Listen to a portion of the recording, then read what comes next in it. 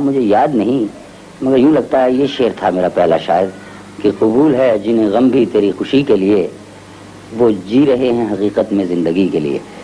تو مجھے یوں لگا، اتنی خوشی ہوئی کہ شاید اس سے پہلے مجھے کبھی کسی چیز کی خوشی نہیں ہوئی. اگر مجھے شعر کے علاوہ اتنی خوشی کسی اور کام میں ہوتی تو میں شاعری نہ کرتا. 8 دسمبر 1925 برطانوی ہندوستان کا شہر امبالہ. یہی ایک حساس دل دھڑکا جسے دنیا نے بعد میں ناصر قاسمی کے نام سے جانا. چلانے والے کیا ہوئے.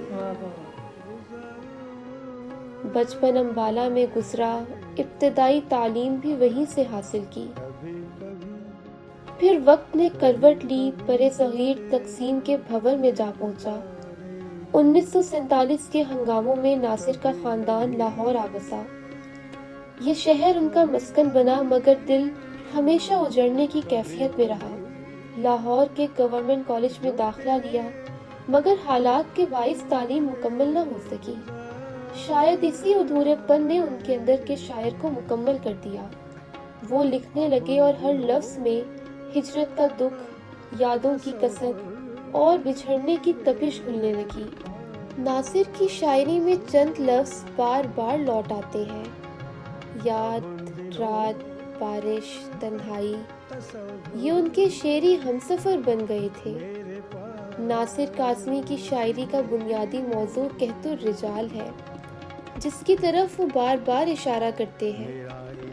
یہ آپ ہم تو بوجھ ہیں زمین کا، زمین کا بوجھ اٹھانے والے کیا ہوئے. عمارتیں تو جل کے راکھ ہو گئیں، عمارتیں بنانے والے کیا ہوئے. ان کے اشعار میں ہجرت کا دکھ ہے، بستی کے خالی ہونے کا درد، رفتگاں کی تلاش کی تھکن. دیارے دل کی رات میں چراغ سا جلا گیا. یہ مصرع ناصر کی اپنی کیفیت کا عکس ہے. انہوں نے غم کو محض ذاتی احساس نہیں رہنے دیا، بلکہ ایک تہذیبی لطافت بنا دیا. ان کے لیے ہجرت صرف زمین بدلنے کا نام نہیں تھی، بلکہ انسانی رشتوں کے بدلنے کا نوحہ بھی تھی. لاہور نے ناصر کے شعری سفر کو جلا بخشی. یہی شہر ان کی تخلیقی دنیا کا مرکز بنا. مال روڈ کے کافی ہاؤسز اور پارک ٹی ہاؤس کی محفلیں ان کی نشست گاہیں تھیں. دوستوں کے ساتھ چائے کی محفلیں، لمبی گفتگویں اور رات گئے تک شعر و سخن کا سلسلہ جاری رہتا.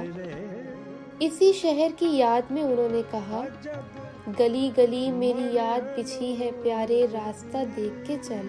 آج بھی لاہور کی گلیوں میں ناصر کی خوشبو محسوس ہوتی ہے.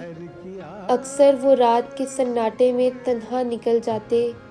سنسان سڑکیں، ٹھنڈی ہوا، کبوتروں کی پھڑپھڑاہٹ، ان مناظر میں وہ ایک عجیب سی تسکین ڈھونڈتے. کہا کرتے تھے: رات کا پچھلا پہر میرے لیے سب سے زیادہ تخلیقی وقت ہے. اسی احساس کی جھلک ان کی مشہور غزل میں دکھائی دیتی ہے: شہر سنسان ہے کدھر جائیں، خاک ہو کر کہیں بکھر جائیں.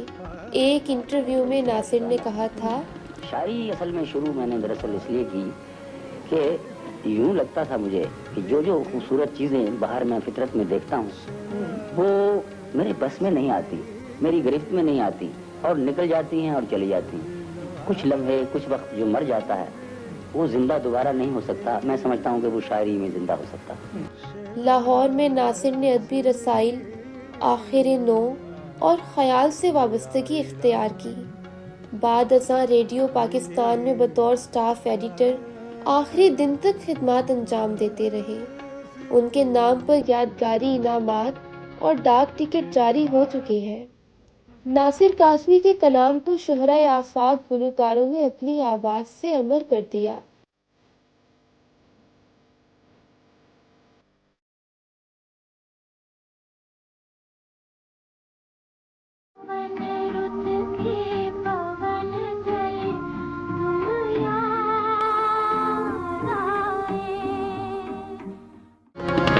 وہ دل نواز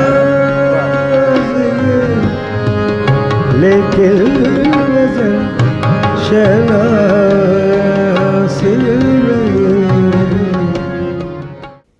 ناصر کاظمی نے صرف غزل نہیں لکھی، انہوں نے تہذیب کی ایک گمشدہ دنیا کا نوحہ کہا۔ گئے دنوں کا سراغ لے کر کدھر سے آیا کدھر گیا وہ، عجیب مانوس اجنبی تھا مجھے تو حیران کر گیا وہ۔ 2 مارچ 1972 کی ایک خاموش صبح ناصر کاظمی ہمیشہ کے لیے رخصت ہو گئے، مگر ان کے الفاظ زندہ ہیں، ان کی سوچ، ان کا احساس اور ان کی اداسی آج بھی ہمارے درمیان سانس لیتی ہے۔ دائم آباد رہے گی دنیا، ہم نہ ہوں گے کوئی ہمسا ہوگا۔ یار دل کی رات میں چراغ سا جلا گیا۔